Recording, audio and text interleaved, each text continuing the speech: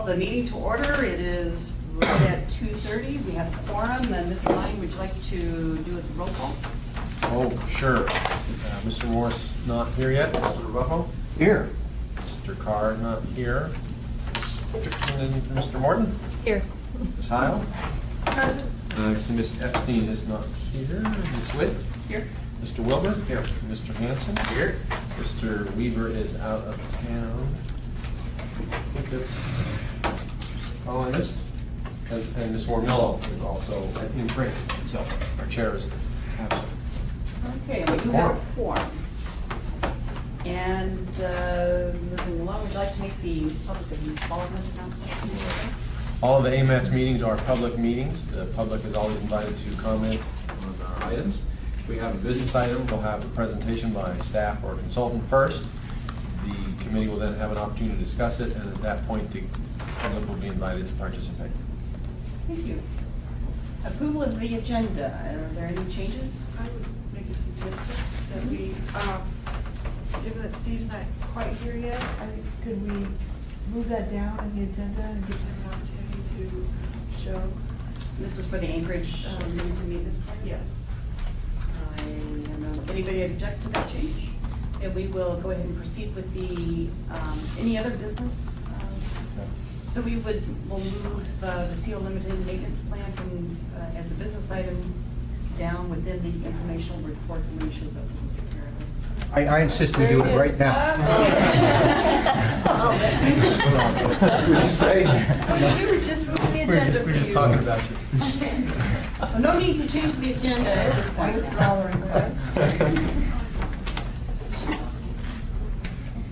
Actually, Matt made us a minute to set up, but, so if you want to move the agenda, it might be appropriate. You can Say it again? Oh, sing a little for us. Oh, you have to get set up? Matt's going to put the PowerPoint together, so it might take a few minutes, but, so if you want to do something else. I'm here today. It's all set up for you. Go ahead. Okay, let the record show that Mr. Morris arrived. And Ms. Walsh is in here for Mr. Weaver. welcome. Bruce shows up. So we'll, if there's no objection, we can go ahead and have our first informational report while they queue up the presentation for the COD. So public transportation standards, just one quick question. So the agenda's approved as Oh, is? yes, we did do that. Approval of the agenda with the one modification to move the business item. So moved. Okay, any objections? Thanks for keeping me honest there. Nope. Okay, public transportation status. Chair, I'm going to handle this one here, and then ask Jamie to give us a presentation on human services for transportation. Craig has asked me to give the committee just a heads up on what's going on in public transportation.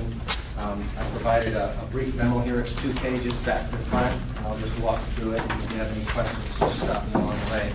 The purpose of this informational report is just to give the Technical Advisory Committee a status on what's going on at public transportation, and for those of you who in the audience who might not be familiar with what's going on at public transportation. We run 3 types of businesses. We run the People Mover service, the Anchor Ride service, and the Share a Ride Van Pool program, and those programs are supported largely in part with federal highway and federal transit dollars, so that's how we roll on those things. In May, we gave you a presentation on some of the highlights that were going on at the time. We talked about what our ridership trends were, some of the new ITS technology, and the pending fare boxes, which are now in place, and some of the work our enhancement crew had done.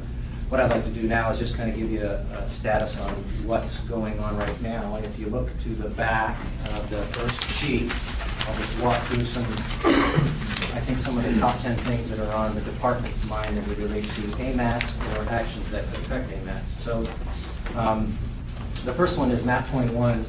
Just as early as this morning, I received a copy of the interim regulations, the interim guidance on the FTA portion of MAP 21. And I haven't had a chance to read it yet, but that being said, as we have illustrated in the tip, there are 2 current federal transit programs that were under Safety Rule that are going away. As we put the draft tip out, we reflected after 2013, the New Freedom and Job Access Reverse Commute, which are two federal transit programs, will no longer go away. They will be combined into a 5307 program. The last 2 years, the FTA put out a competitive grant process for State of Good Repair. We were successful here in the municipality to receive grants each year, one for buses and one for our roof. That grant program is going away. It will all be money directed to the railroads. So we need to make sure that as we reflect those funds to the tip, that if there's any money coming to Anchorage, we'll need to do that. Excuse me, which program was that? The State of Good Repair was a competitive program too, but it's now a directed program under MAP 21, so we're going to be really looking at that. Also, we continue to apply for competitive grants, and in MAP 21, and I think the performance measures that are going to be required for AMATS to do the transit element, I think we're already working on, and we actually have some be already on the way. So the tip, we're obviously very interested in the tip. We provided Craig and Bart some information there, and that's out for public review. And I think all of our proposals are reflected there. As it relates to the work program, public transportation is responsible for 3 primary tasks in the AMATS: the transit planning, marketing, and the rideshare. In the planning world, most recent things, we are required to develop an affirmative action plan, which is at FTA, a Title VI report to FTA, which is basically showing that our planning, programming, and whatever planning process we do is meeting requirements of civil rights. AMATS passes a similar one, has done that in the past. Every month, we produce a ridership report that details all of our ridership and total numbers by bus stop. It's very detailed. If the bottom line is our ridership is up pretty much all across the board, particularly on the weekends. We've seen in 2012 compared to 11, our weekends is up a little bit more than compared to 2011. Online, we do performance measures. If you're interested in those, the things that we look at most is, are we on time? Are we going to be where we say we're going to be at, as our bus schedule permits? And right now, we are running at around 82% on time, and that means within 5 minutes. And we take into account construction detours, weathers, accidents, anything that could prohibit or inhibit our regular driving time. We just keep that in the system. So if we have a detour around, like we had on Jewel Lake for the Route 7, that's all averaged in. So if you took all that stuff out, we're probably at around 95% within 5 minutes, which is pretty good. The winter really hampers our on time as well. So we've completed our database, our national transit database reporting, made some revisions to our schedules. Our advertising is doing pretty well. We wrap buses. We charge folks about $30,000 to $40,000 a year to wrap a bus. So it's a significant portion of our revenue. And then we're doing constant outreach at job fairs and a variety of other things. So our marketing is doing very well. Our rideshare program, we still have 63 vans on the street. 59 of them are doing from the valley. Okay. Yeah. You say there's no AMATS action, but don't you get CMAQ dollars for some of your rideshare or transit marketing? Yeah, when I meant, AMATS doesn't approve the sales or the wraps or the outreach, but you do approve the funding for those. So yeah, that's a good point. The Share a Ride program, I'm going to skip number 7 and come back to it. Number 8, the department is proposing as part of the budget an adjustment in our bus fares effective 2013. And in summary, what we're looking at is the current adult fare is $1.75. It would go to $2. And we would create a half fare category for day passes, 30-day and monthly, and that would be for seniors, youth, people with disabilities. Our fares really have not been adjusted since 2005. And in the same amount of time, the fuel cost for us is over $1 million more. And we haven't touched our fares in 7 years, though we've tried a couple of times. So fare box status is working great. That was funded in part by some state funds, local funds, and primarily AMATS funds. And then there's an Alaska Transit Conference going on at the end of October. We will be participating in that. We're offering a bus tour for legislators and assembly members. We'll be highlighting some of the things that we are doing in public transportation there. And then some things that we're looking at in 13, we're going to do another onboard survey. We're looking to make some progress on our Midtown and Diamond Center transit centers. And then we're going to be buying 11 new buses. They should be here in the middle of summer. And we use CMAQ funds for that. So there's a lot going on. This is kind of the top things. Number 7, and I'll just briefly talk about this one. This one here will significantly affect our business in 13, depending on what the Assembly, the administration decide. Attached to this briefing paper, I provided you some information I provided to the Transit Advisory Board last week, who are currently looking at our budget. They're responsible for providing recommendations to the Assembly and the Mayor on our operating budget.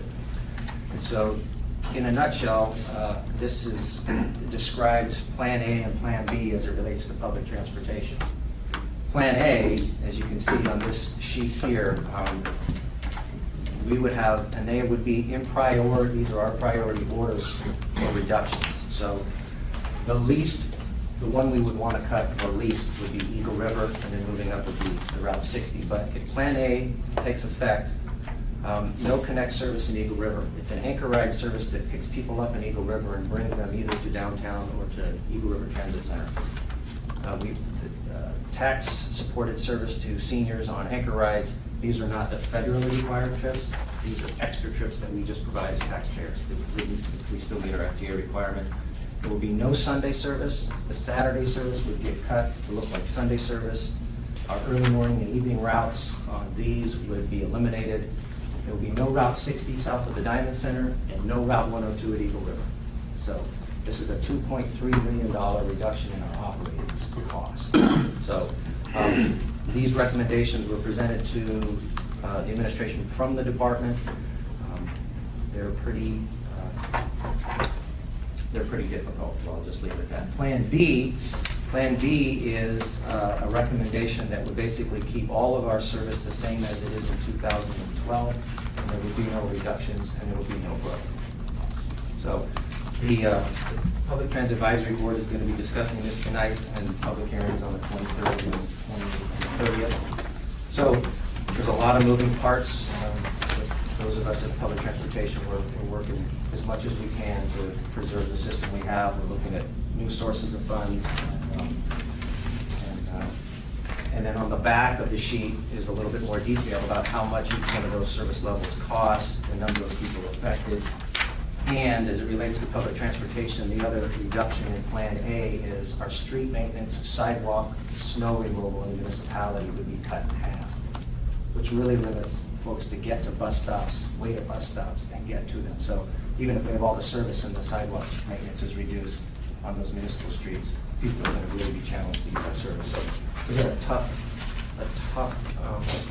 some conversations on the budget, but that's where we are right now. So if you guys have any questions on the budget, I'm sure there's those. If you have any questions on any projects, that's what's going on in a nutshell. Okay, let the record show that Ms. Epstein joined us at 2:40. Yeah, you had a question? I just say, Lance, about what proportion of your operating budget comes from fare box?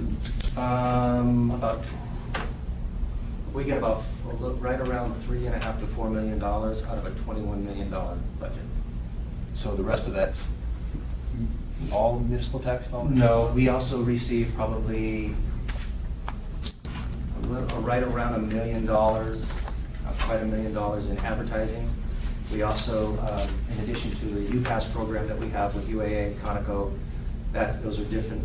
That's revenue that comes in, but it's not counted as a fare box. So in total, our fare boxes is probably between 25 and 30%, I would estimate, of the total amount. And really, the tax support funds the operations of our buses, because past federal requirements will allow us to use federal dollars to run bus service. Are there other questions of the committee? And anybody in the audience here? Just state your name, please, for the... Gerald Forsyth, on Route 60. there's gonna be no bus service south of Diamond. Correct. If Plan But it A- says on the back side here, eliminate service Clatch on Ocean View, Yeah, staying on Old Seward Highway to Huffman. right, it was, the backside is not correct. It should be, thanks, good catch, it should be south of the Diamond Center. They're gonna be doing Johns Road all next summer, so that's, And this gentleman, Mr. Forsythe, brings up a really good question. These things are not, they're not done at random. We look at the amount of service that we provide based on the ridership we get. It's not based on a particular part of town or anything like that. I mean, to run a bus fully loaded, all costs, it's $125 an hour. It's just. I live in Ocean View and I'm stuck up with a sore thumb. Yeah, thank you, nice catch. Todd Logan. Mr. Wilbur, I may not have this exactly right, but I believe People Mover is also getting roughly $400,000 from the state this year through either some grant or appropriation. Yep. Where does that money go in either one of these plans? Excellent question. It's not in any part of this budget right now. It's not proposed as part of supporting any of our existing service. And for a couple, so right now, we don't have any plans for those funds. And the reason there are no plans for those funds is we're not sure how the budget's gonna turn out, both the operating budget and the capital budget. The money that Mr. Logan's referring to is the state in their capital budget has a $2 million program to support public transportation across the state. Anchorage will get $450,000 of that. In the past, we used it for match for a federal program. The legislation, I think, provides some flexibility with many jurisdictions. For us, we don't have any plans, and here's the reason why. If the bonds don't pass, first of all, if we could get a bond, and then if the bond doesn't pass, I'll have no money to match the funding that's in the debt. But we need all of that money to match the federal program, and so I'm kind of waiting to see what's going on there. What I'd like to do with it, if everything works out, we keep service and the bonds pass, I'd like to use some of it to continue to provide match, because we have been successful to receive discretionary grants that require match, have that available. We have some planning activities, particularly as it relates to Midtown, that I'd like to advance, and I'd like to be able to use some of it for additional service. But until the budget is preserved, the department isn't recommending how it be used. So that's our position right now. Thank you. Any other questions from Mr. Wilbur? Well, thank you, well done. Thank you. Keep your seatbelt on. Okay, at this point, if we could, let's go back to the business item. On our agenda is the Anchorage CO Limited Maintenance Plan, and Steve and Matt. Petition. Oh, Matt. They're going to be doing the presentation, and this is on our agenda for adoption. We're recommending to the policy committee for adoption. Presentation, right? Yes.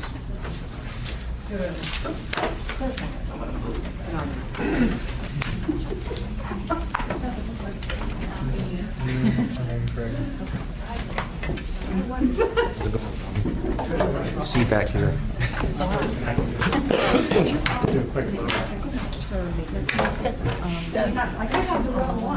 The other one says something. So I contacted the mayor's office and said, so where is this budget being, on the website, Budget A? And it said, well, it doesn't really exist. And yet everybody's talking about it like it does. So I'm still confused. I'm going to try and explain it in more detail to the board tonight, because Yeah. I can't give Okay, somebody else want to try? It says There's a third one? online, it says same services too. Get the ladder. So that's, so it's not any more real. But the stand up is. Sorry for the whole. There it is. Talking. The ones at the chamber. So Don, I'm, yeah, You get 2 legs. I'm working with the same stuff you're working with. Looking at the screen. I mean, budget A. Yeah. How do I advance it? I've read it. Advance it by saying, Oh. Steve? Very good. That works. There's one that might work. There's no spreadsheet. It's just just the budget text. B, budget B, budget B. It's Can't just find it. the text. Track record right Yeah, now. but even newspapers, this is what's in A, this is what's in B. They say for fire, there's a station that will be closed. Well, that speeds up the staffing, doesn't it? I'm gonna give you a copy. Hey there, Copies of the municipal budget. That's gonna be- Station closure.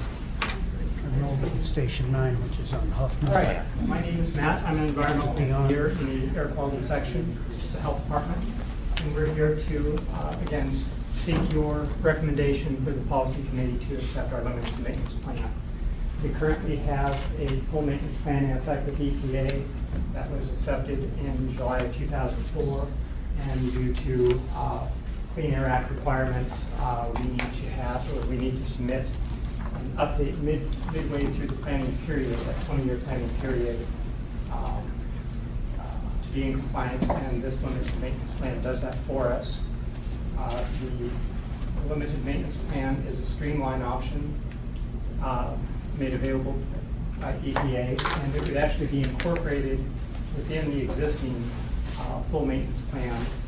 The section 10 there on the attainment area emissions budget is no longer applicable, so we're going to replace that section with a discussion of conformity procedures. And the limited maintenance plan would be added as a new section 12 to the existing. So, what is the maintenance? Well, that was me yesterday going through this. So what does this do? Basically, the limited maintenance option is available to any area that has a carbon monoxide net design value that is 85% or less of the national standard, which is 9 parts per million, so that threshold then is 6.75. Last year, our design value was 6.1, as it was the year before, so we easily qualify. And it significantly streamlines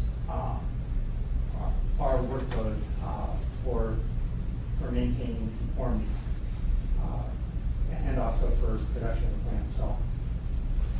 Okay, so the limited maintenance plan has 5 core provisions. We need to have an attainment inventory, and they accepted our 2007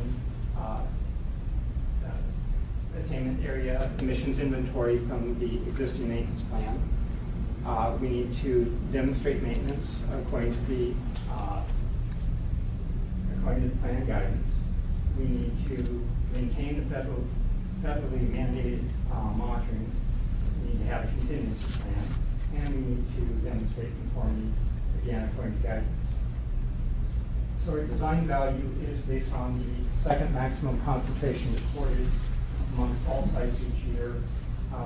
We've been in compliance with that 7.65 threshold since 2006. We anticipate no difficulty maintaining that.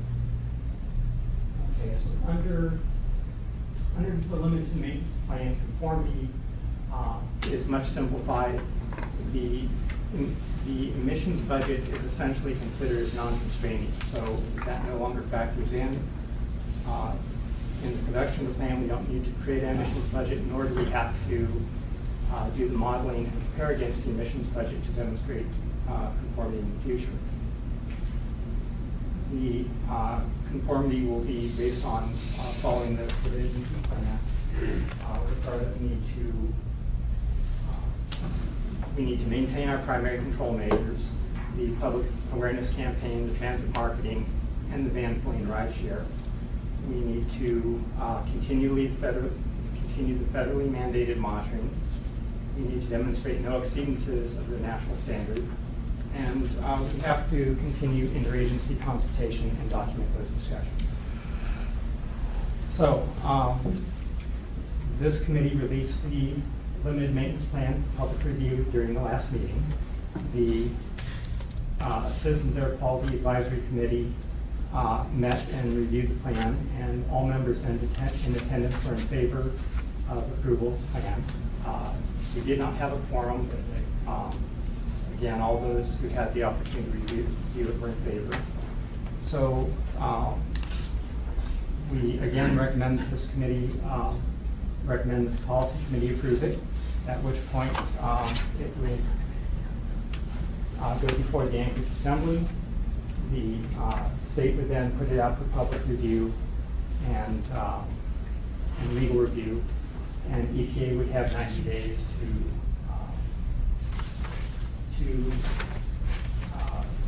give it approval for conformity purposes. If they don't do so within 90 days, it's automatically accepted for that purpose. And then you actually have 18 months to formally accept the plan itself. And we just need to demonstrate compliance with all plan measures up to the point of acceptance. So with that, I'd like to know if there are any questions, and again, your recommendation for approval. Greg, I got one. Matt, how long does the monitoring have to go on? Monitoring continues indefinitely. That's just part of the requirement for federal requirement for monitoring for all criteria pollutants as applicable. But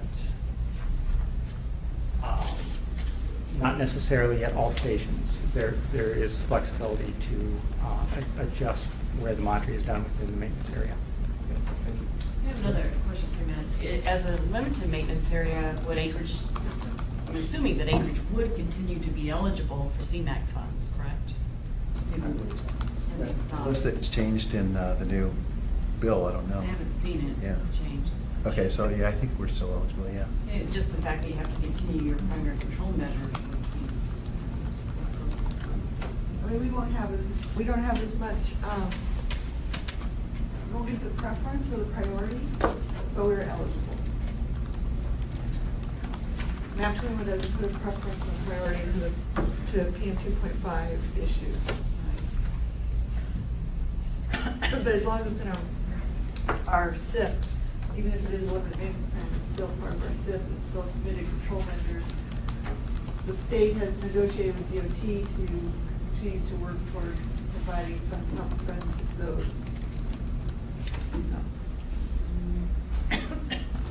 Any other questions for Matt? Anybody from the audience have questions for him? Thank you.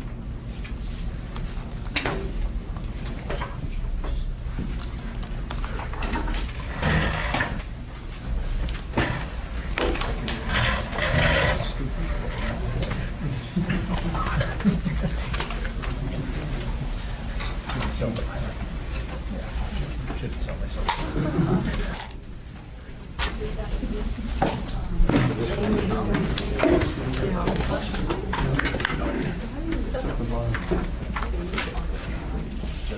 Can I just add something? Matt mentioned that we had no adverse comments about for public comment, and I didn't get any email comments on the plan. But we did get one during our discussion with Air Quality Advisory Committee on October 2nd. There were 3 members there, and there was some talk, one of the wow. Jedediah Smith it also serves on the Transit Advisory Board.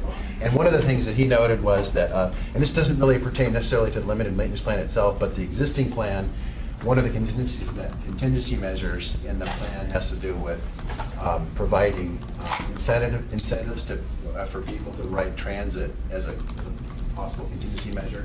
And one of the things he questioned whether that was, much like the UPass program, for example.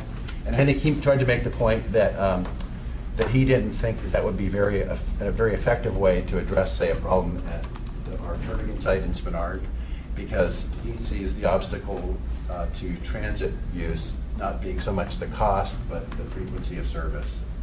And so he suggested, and he wondered whether this is an appropriate forum to do this, but he suggested that we reconsider that contingency plan and consider, instead of doing the UPass-like program, consider increasing transit service. And then we did mention that, I think we had this discussion at least once before about the cost of providing increased transit service. And I said my recollection is that there was a discussion at the TAC level about this prior, and that there was reluctance to do that because of the implications of cost and whether would have the money to do that in the future, because that's certainly going to cost additional money to provide increasing transit service. But he kind of threw it out there for consideration. I don't know if he's, I think he's willing to wait and maybe take that up later, but those were his sentiments anyway during the meeting. And Lance and I had an email exchange and included Jedediah and asked him to kind of clarify if I was mischaracterizing the way, and I didn't hear back from him, but it doesn't mean I didn't mischaracterize him, but I didn't hear back from him. So. Thank you. Any additional questions from the committee for Steve or Matt? Any questions from the audience? Okay, I entertain a motion, which is, what's on the table is the proposal to forward the Anchorage CO Limited Maintenance Plan to the Policy Committee for them to recommend it to the Assembly for approval. That's great. So moved. He worded it so nicely. Second. Okay, moved and seconded. Any discussion? Anybody opposed to approving this? Okay, it's approved. Now we're moving back down to the informational items. Human Services Coordinated Transportation Plan. So back up. Another PowerPoint. Sorry.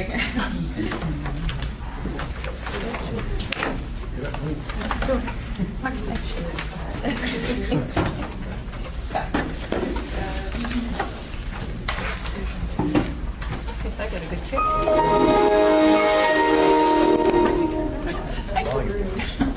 Find the volume. For a bunch of presentations with no audio, that's pretty tough.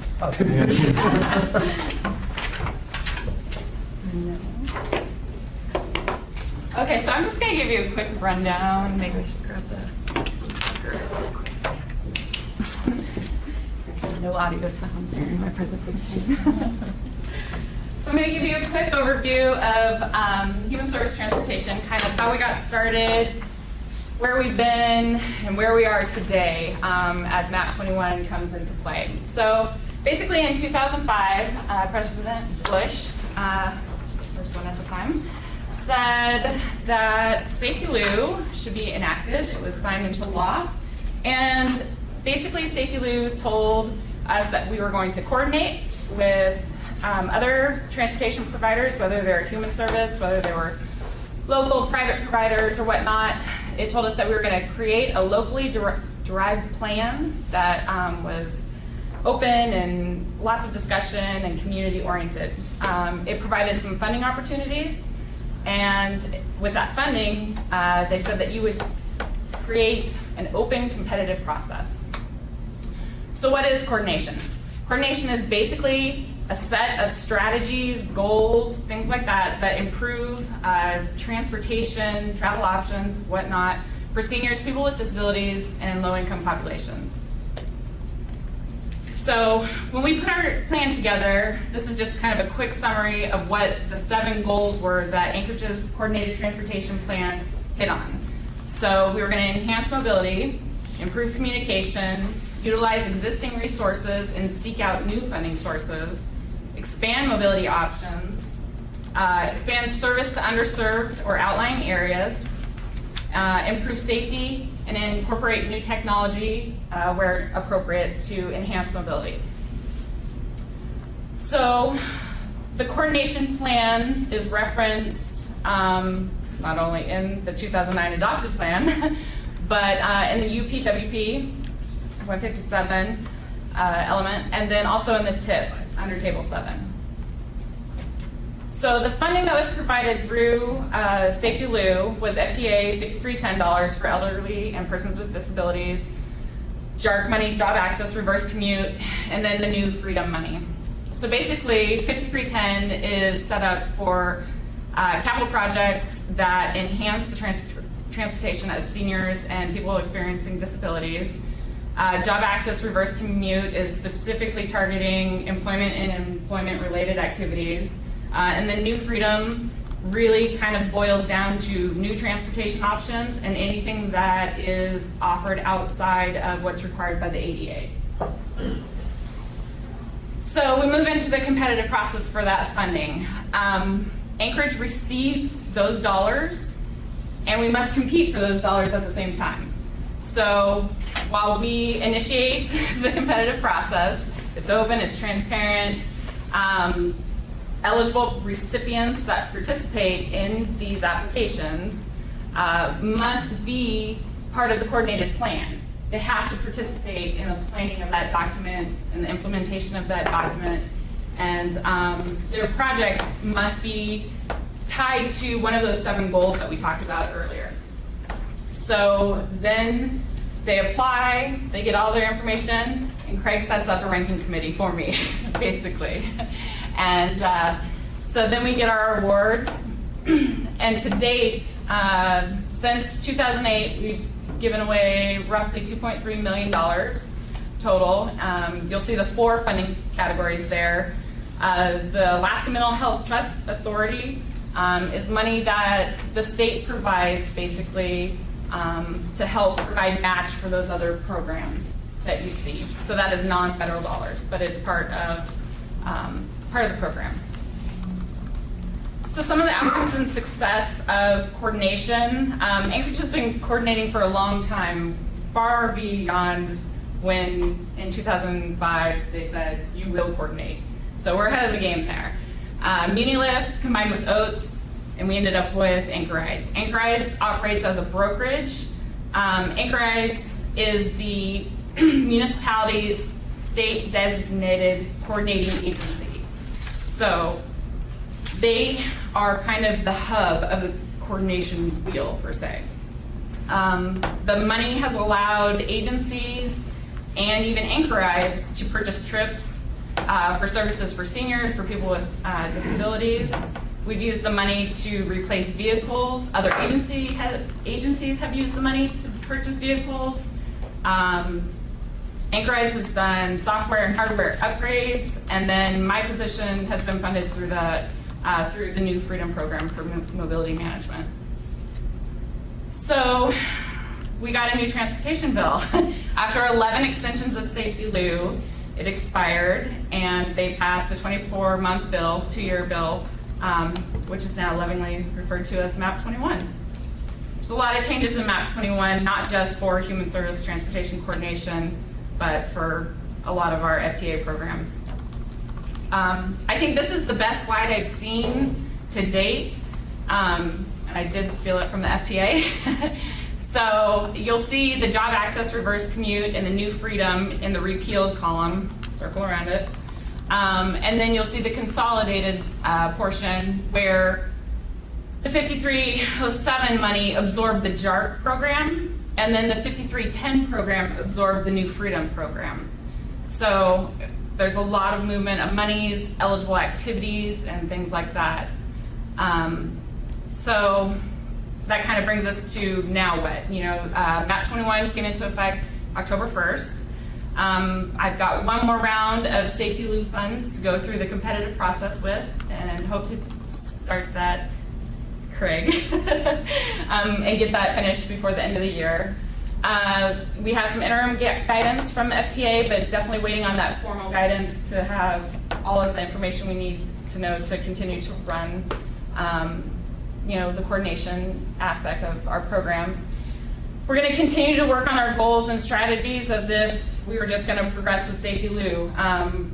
The way it's looking right now, MAP 21, the intention is for coordination still to be there. It's just not as overt. And here are specific funding sources for those activities, but those activities being eligible under other programs leads us to believe we're still going to be needing to coordinate and go through those processes. But it also means that the competitive process doesn't have to take place anymore. It is completely optional, and so we're going to revisit that and see what that means at that point.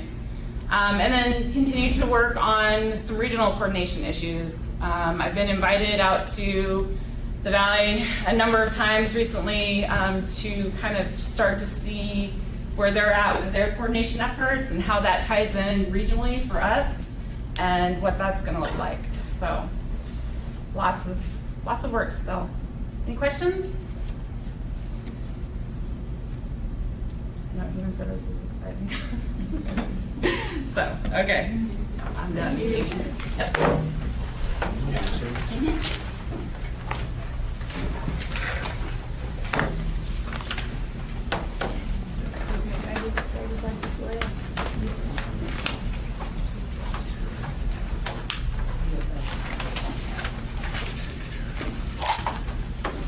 Oh, sorry. I was gonna email this. Jennifer, did that include public questions as well then? Yeah, are there any questions of the public to the presenter? Any questions of the committee? Thank you, Jane. Okay, moving on down the agenda, the TIP and MPP schedules. Craig. Hi. Start presentation. I gave myself a tip in the, tip in the schedule, but okay, so everyone else got the MPP. No, we have the TIP and no MPP. I You got an got it. MPP? Are you missing? I'll share them. There are two of them out there. That's the basic. Okay, so at the last TAC meeting, when Jennifer and I were at AMPO, apparently there was a request for a schedule not only for a TIP amendment, which we were just starting, but also a new TIP and some idea of MPP, the MPP we just passed in May. So that one that needs to be updated every 4 years to get some idea of what we're going to do with that. So if you look at Amendment 4 first, we can start with that. This is the one that's already been released for public comment. So we're in the public comment phase right now.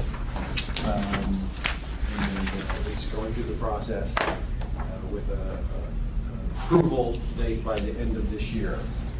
As you remember, basically what we're doing with this was a 10 to 13 tip, and we're, for lack of a better term, we're making 2014 live, so now we're making this a 2011 to 2014 tip.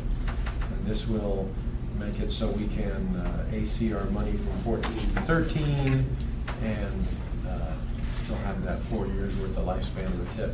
And Craig, if you could clarify here, I believe this was maybe prepared before we had it re-released by the policy committee because these dates haven't been Yes, adjusted. so what was done at that TAC meeting was they released the TIP amendment for 30-day public review.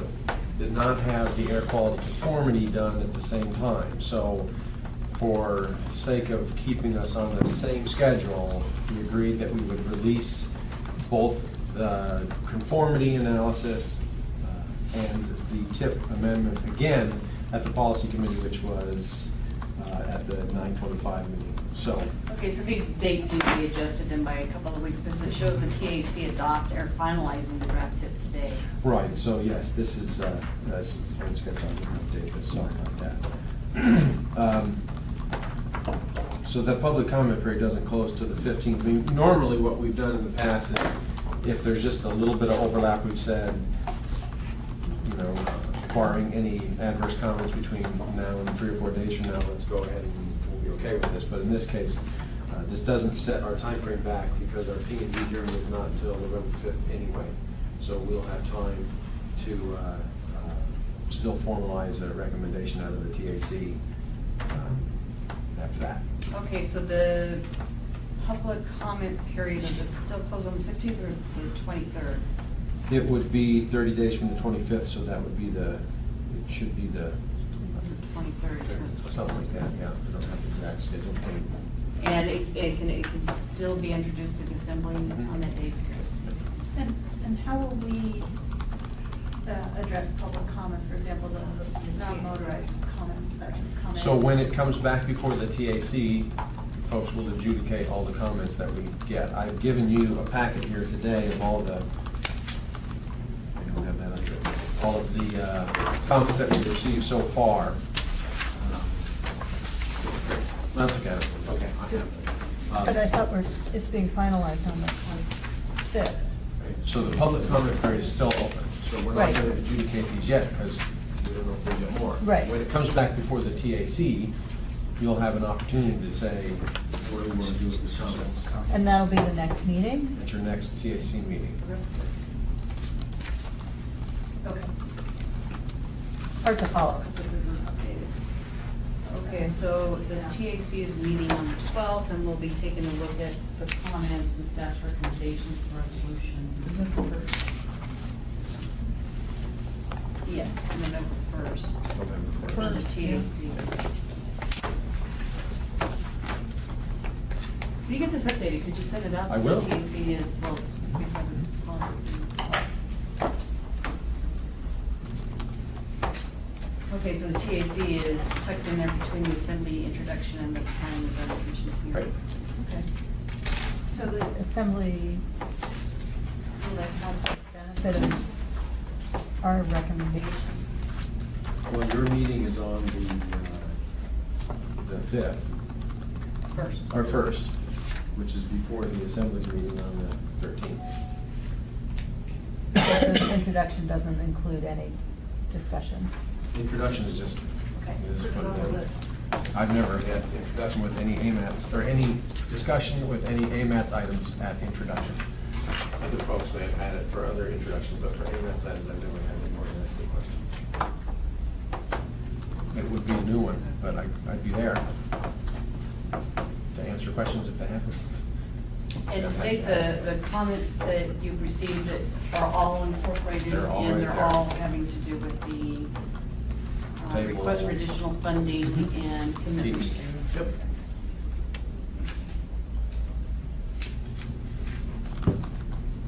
Any questions from the committee on Amendment 4?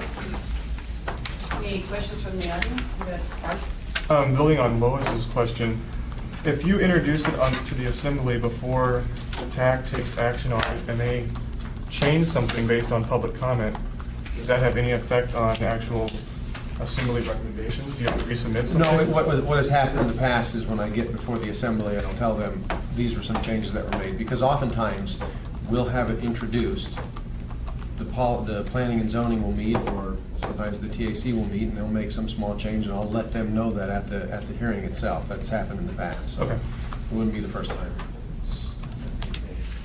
I understand that can sometimes occur. Any other questions from the audience on Amendment 4 for the tip? And I don't know if anyone came here specifically to speak to this. Oh, to the comment? Yeah, so we might want to see it. This would be a good time if anybody wanted to speak to there's I don't know how many, probably 15 or so I comments. think they're 25. Is there anybody here that would like to speak specifically to the comments on the Bike and Ped program? Todd Logan, and I actually have a comment in there, so I will not say it again, but mostly I'm just pleased hearing today a little better understanding the process and the fact that this group, after looking at all the comments, will revisit and decide whether or not to keep the recommendation, particularly as opposed, as it relates to the enhancement funding, or propose something different. And I think what you'll find in that package is that there's a rather large community out there that's concerned about the proposed funding levels for TVs. And so I just thank this group and be open-minded, and I appreciate the explanation of the process. Thanks. Thank you. Anybody else? Okay, moving on to the new tip schedule. So that's kind of self-explanatory in that it starts the first meeting in January as a work session, basically, and begins the regular process of looking at the criteria. You know, MAP 21 requires performance measures, and we certainly don't have those codified in law yet, so we don't know exactly what we're going to have to do with them, but we're going to have to relate our criteria to performance measures and measure those different standards using our criteria. So we'll have some fun with that, but there's your process.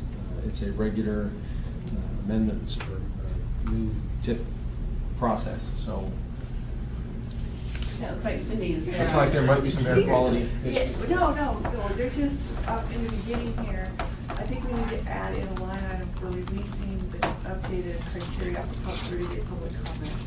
We've done that with all the other criteria that we updated prior to his nomination. Make sure we get public comment on them. It doesn't, and make sure that we get a review, and so when we actually go and use them, we can always say that the criteria independently was reviewed, and it gives a lot more defense when we score the project. You want to do that before we start the work session? Oh, yeah. So this is the Well, end of 2012. The problem is that if FHWA doesn't give the performance measure requirements we have to incorporate, that's what we're waiting for, is their guidance documents to come out. If they don't come out prior to January 17th, we can't work on it. But if they do, yes, we should be having work sessions actually prior to, or as soon as that documentation comes out, we should get started. If you look at this tip, this is a 15 to 18 tip, and this is approval January of 2014, so almost a full year before it would go into effect. So there's a lot of wiggle room. Yeah. There's a lot of room That's why I just to be said able that to we have could all put that the in there. line, I just, the line item is just the topic. I didn't Yeah. figure out a date. I Yeah. just said that, I just want to make sure that we were complete in the processes, and in Yeah. there would be a public comment period for review and approval of the criteria. the last tip that we did was the first time that we did review and approval of our criteria. In years past, we've just, the committees have looked at it and approved it and done it that. We never released it for public review. So it's a good idea, just hasn't been included before, until the last one. And for clarification, does our public participation procedures stipulate public review of the criteria? Let's find out, shall we? Looking at that, I have a thought. Question. I have a separate thought. Which is,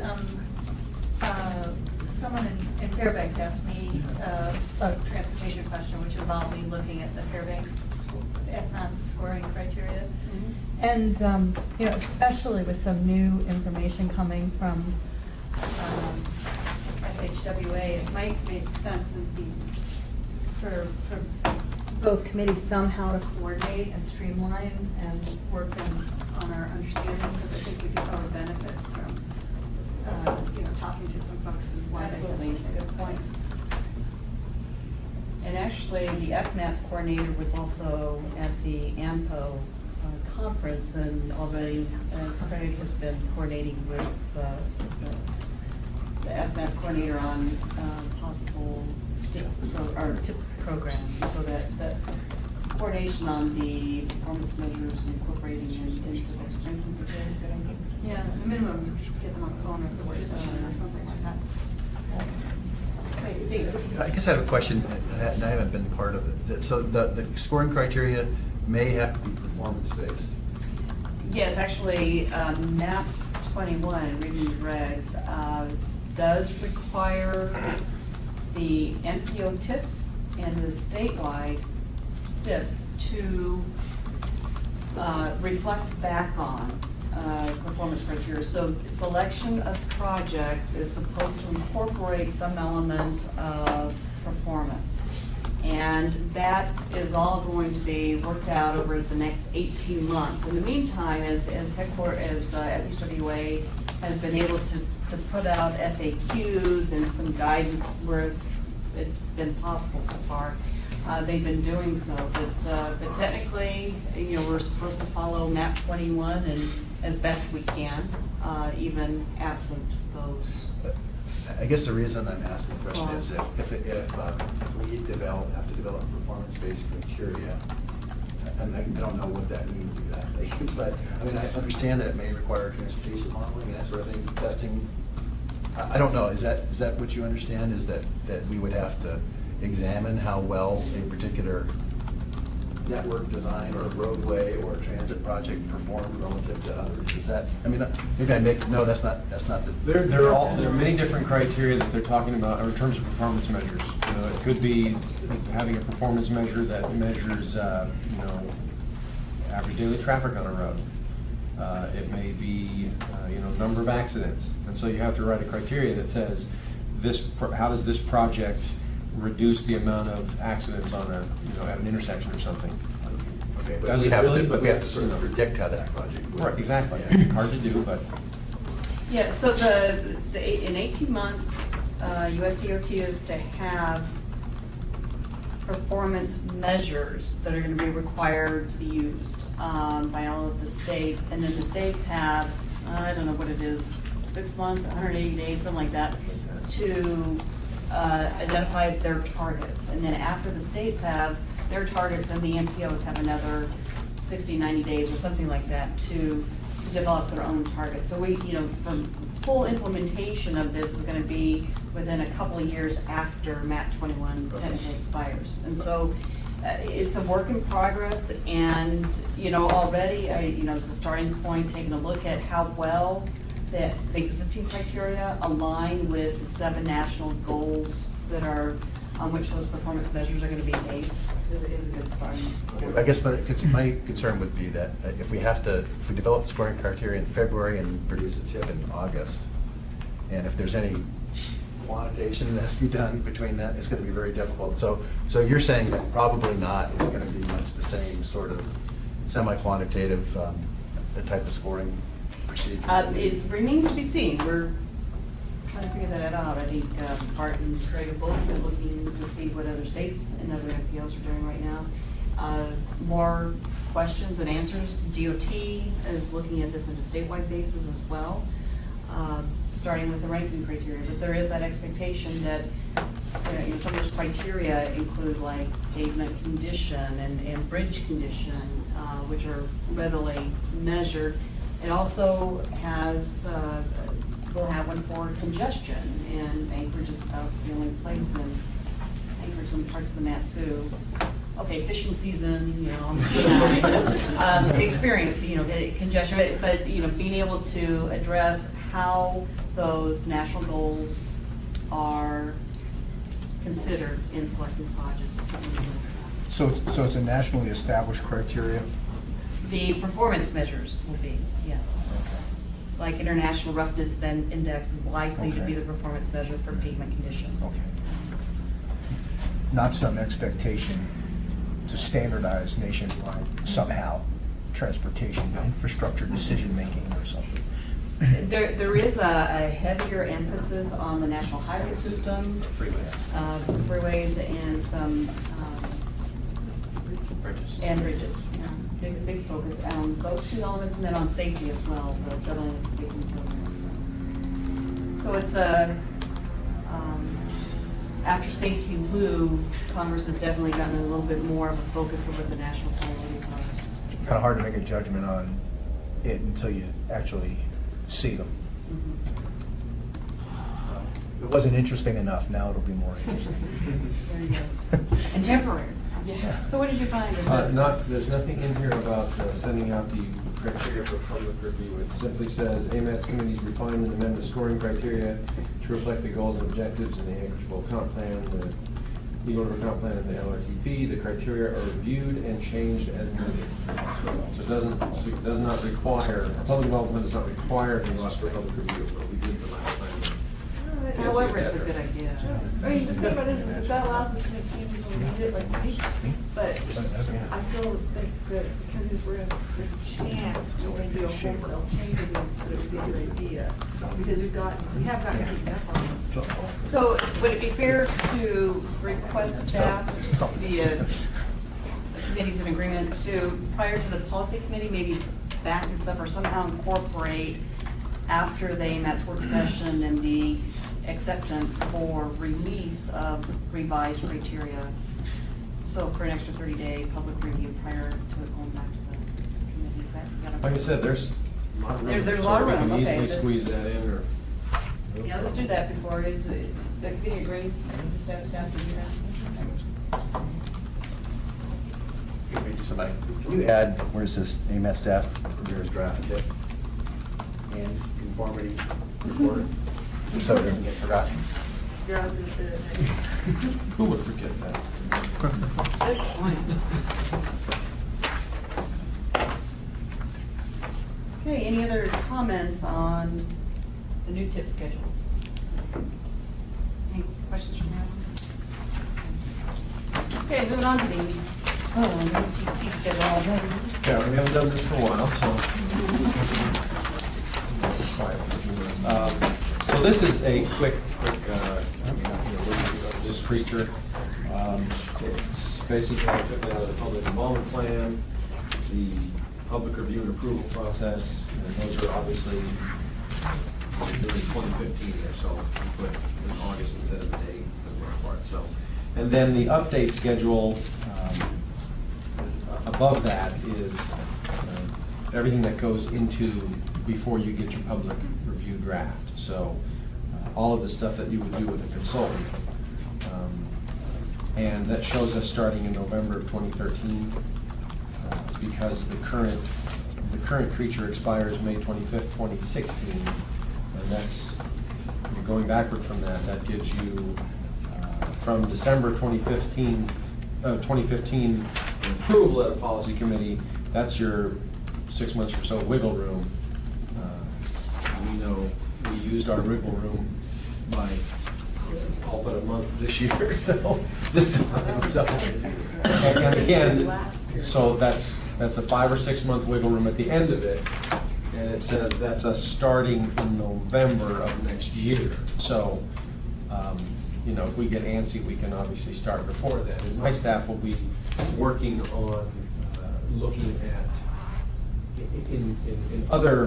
working on other projects. They'll be looking at the performance measures and other things that will relate to an MTP update. So they'll be working on stuff that will relate to this, just not directly on this before this time frame. So, but in conjunction with this, the other paper I gave you was basically, which is this little one on my letterhead, is my public comment, request for funds to do this update in in this new tip. So, because we'll need money next year to do this creature. To start it, to get, I mean, this is starting the RFP process, to get a consultant on board, et cetera. And, you know, last time we originally had 250, and then we added another 250, and it was snug. So this is more than that. So questions? Yeah, do you remember what part of this did we present to the policy committee, the boundaries, where you said whereas this is all the assumptions? Oh, we're gonna yeah, go in? Great Because start. I think we need to have this policy committee assumptions approval. Very good point. Item is that needs to be in here. And, you know, one thing we are kind of starting is the work session starting on Monday is the policy and procedure for the modeling, the standardizing the modeling, whatnot. So that is also an item that we could, you know, at least list down here. And the other thing is that I did notice that the model, having an updated model when that's going to occur is not noted here. But we really need to have that fully updated based on the best Make a decision. travel on that. survey and all of that kind of stuff. A decision when that model will be done. And then the last thing would be is, when in all these schedules is there gonna be an update to the public participation plan? And that was done too tight the last time. There was a lot of comments about that. It was, The public involvement plan? yeah. Well, wasn't that the one that went into? Yeah. Well, I'm That still. Oh, you mean the public involvement plan for the MTP, not this creature? I think Cindy's That one. talking about I'm talking about that one. I am talking about that. Okay. Because I still think there's a flaw in there. Oh, there always room for improvement. Yeah. But I don't have anyone work on it, honestly. I have one staff down and may not get them back, and right now I don't have anyone to work on it, so. So you're I'll be working consultant, on, you're gonna contract out? I'll be working on looking at contracting that out as it goes right now, so. Because it would be nice to know I don't know where how to that, manage it. I mean, it'd be nice to know, you know, barring staffing thing, ideally, where would you put that schedule in this schedule? Okay, so that was one of the, fire, our questions. So if I guess, Lois? Not on this topic, so Okay. we should finish it. Let's wrap up this one. So it sounds like, if I can summarize for the committee, from what I've heard, asking staff to go ahead and incorporate into this the framework for the policy committee at the beginning of the process, where we document in a, right, Sorry, Chair. I'm seeing if I, I was trying to help him. see if we, He needs it. excuse me, let me go back. If I can summarize the comments from the technical committee, the directions to staff is to take another look at the schedule, incorporate what Cindy suggested, which was very useful in the last one, is once all of the assumptions are identified, to have those framed by the technical committee and approved by the policy committee. And also to note in here by when the model would be updated, because I think that's preceding all this. I mean, you're going to be starting on the development survey here at the beginning of the next year. The model schedule. The model schedule. That might be. So those are the two changes that I have. Is there anybody else? One other thing is, how can we keep track of all these dates? Does anybody have an idea how we can have these around and, updated periodically so we can keep track of everything? Because I think it'll be very handy when these other pieces get added, and we have to look at the unified work program and everything over time, to make sure that, we keep everything going okay. Especially since you don't have all the stuff. So you're wanting a calendar. Well, I don't know what the best way would be. All I'm saying is there's, this is something, this is not something we just get now and then forget about it. This is something, this should be our framework, what we're working on over the next few years. This should be helping just, focus our work efforts and work schedules and work sessions to get all this done. We do some particular things in development services. People are supposed to come in by a certain time for permits. We just put them in their own Outlook calendar with reminders, and somebody monitors that. Yeah. So, You can just populate your Outlook calendar with all the dates. You had a central calendar that was, accessible for other people to look A at. central AMATS calendar for all of the dovetailing. Right, and the reminders come up. I mean, and people can help make adjustments or add items for instructions or. It's me. Just the idea, I just don't know how you do that every day. I just Well, don't know how you're gonna track all that. And Craig, IT, Monica, if we ever get Monica back, is kind of helping us with some of that, having a tracking calendar for our stuff. Well, how would it work if maybe over the next month, we give some thought to it, maybe coordinating with other tools that are being used for the municipality, to see if there might be a way that would help, and especially when you don't know yet for sure what's going to be happening with staffing. Do you have an external SharePoint site or anything that you use They collaborative do. stuff and calendars? Well, that's another thing, Monica, we were working on. And I'm coming into this cold, but I don't know if you guys have talked in recent meetings about what's going on with IT support in Anchorage right now. It might be a good idea for your own information to know. The municipality's embarking on a total switch over the financial system. It's called SAP. And it's changing all the financial, everything, budgeting, payroll, everything. It's going through this. It's a major effort. And essentially, every IT person in town has been, or in the city, has been kind of taken out of the department, sequestered over at the fire training center. I'm serious. And we probably won't see them again until after the go live in January, and probably won't get them back to help us much until mid next year. So we have some handicaps here. My God, we're all sucking it up. We're gonna make this happen. So just thought I'd throw that out there so you'd be aware. Is there any at the state you guys?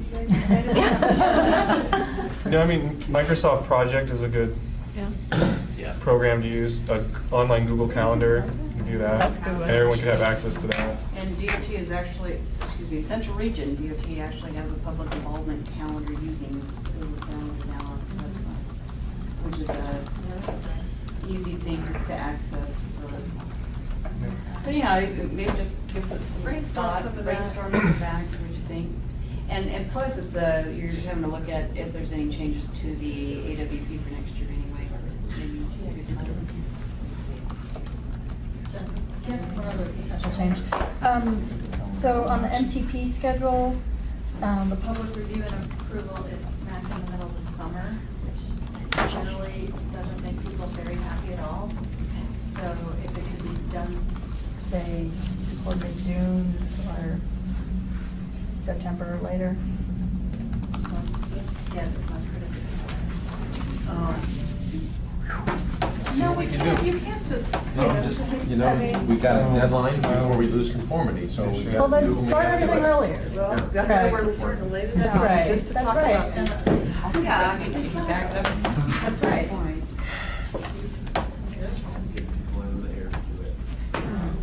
Well, that's one thing, if we could somehow leverage some technology that we could have like a Google Calendar we all had access to, that we could, when things came up, we could add it to, or a task list that more than, you know, the TAC and the AMATS staff could work on and add to, and leverage all of our resources across the board. 'Cause there's a lot of us that are experts in different areas, we could have help put things, you know, items in.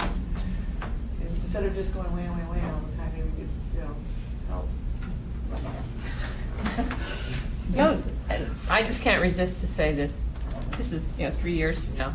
But it's interesting to note that in July of 2015, there'll be a new mayor as well. Just noticing. Yeah. I don't know how that would affect your schedule or not. This actually goes by really fast, and pretty soon you're going, oh Yeah. my God, we're already gone. If there's gonna be, Even the April election has Yeah. an impact. yeah.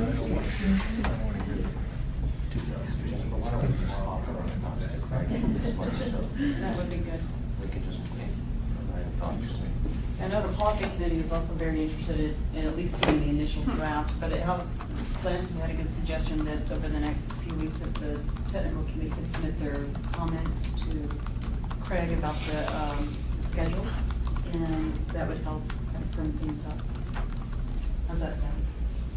I think it's a good place to start. I think we've got to start someplace at a very high level, and the basic steps, but the devil's in the details, and that's what sucks the time. And I think as Cindy mentioned, each individual, if it's air quality or performance or public comments, that kind of stuff just takes a lot of detail. But I think it's just, we got to start no later than the end of, this time next year.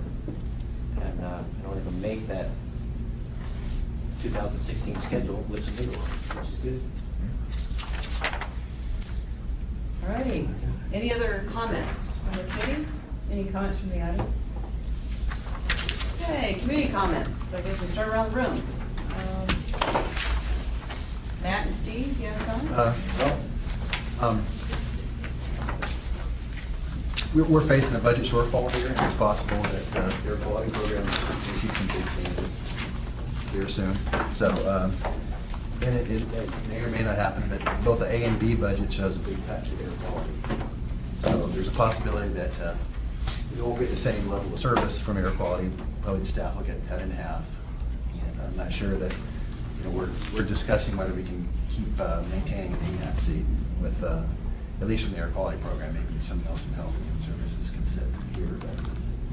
But just forewarning people that things are likely to, or could possibly change by the end of the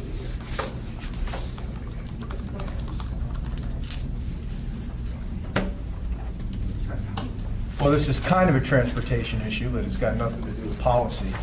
But, we did find out officially that the date for the commissioning for the USS Anchorage is going to be May the 4th of 2013. Ships do arrive on the 25th of April. We'll be here through the 6th. So we're beginning now to set the schedule for public tours and school tours and that kind of thing. So keep your ears open. Repeat that date, please. May 4th, Which year?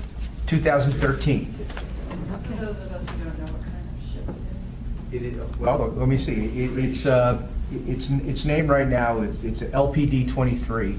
It's designed to be an amphibious ship that will transport a battalion of Marines with all of their equipment, helicopters, and those Osprey tilt-rotor airplanes to wherever it is they have to go. Home port will be San Diego, but Secretary of the Navy is going to let them commission it up here in its hometown It's a big, Kinda neat. it's a big, it's a big. It's 680 feet long. There you go. Yeah. It's big. Flight deck on the back. Flight deck on the back. So, yeah, it's pretty cool. So lock up your daughters, they'll be all over town. 25th of April to May the 6th. Don't put that in. The Air Force guys that would hide from the Marines. Ex-military guy, speak it out loud. He was an Air Force guy. I said ex-military, I didn't say service. Speaking for Jerry, who will be back next week, kind of follow on budget thing, of course, is the biggest thing on people's plates right now. There will be either a or budget. I believe there will be at least one person from Craig's group that position won't be filled, or will be cut. So that's a hard thing. We had a few in development services, which I'm deputy director of, and we're hoping to place those people in. Some were vacant positions, some were filled positions, and we're hoping to place them in other places, but we've already had meetings with some employees that explain they don't have a position in this budget. So it's grim. It's grim. And we want to keep providing service. Everybody wants to keep, everybody's eager to please, but there's in a lot of cases we're dancing as fast as we can. So.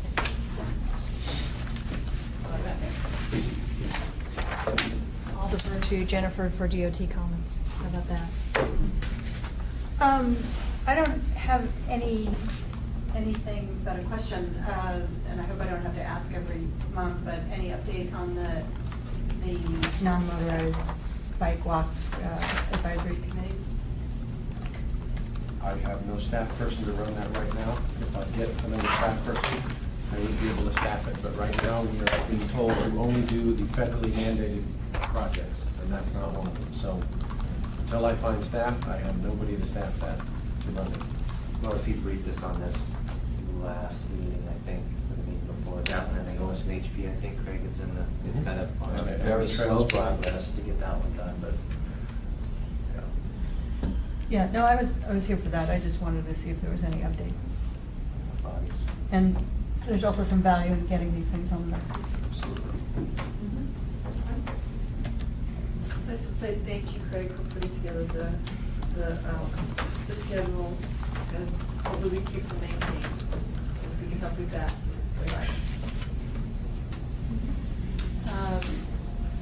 Nothing specific. The state DOT is also, like AMATS, working through map 21 to figure out its implications and also to figure out what happened at year end in terms of actual obligations versus ACs. And so we're working on a major STIP amendment, and when that is released, we'll know better, AMATS will know better what its true funding is, and we'll see if we need to make any adjustments toward AMATS TIP amendment.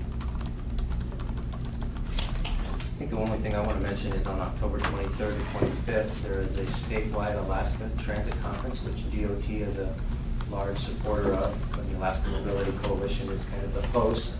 It's being held at the Marriott, and there are a couple presentations, at least one presentation from someone from DC on map 21, so we'll be there to hear about that. Obviously, it'll be FTA focused, and then we will be providing a legislative tour on with our buses to legislators and assembly members and our board, just kind of take a show of what's going on with transit here in Anchorage. So,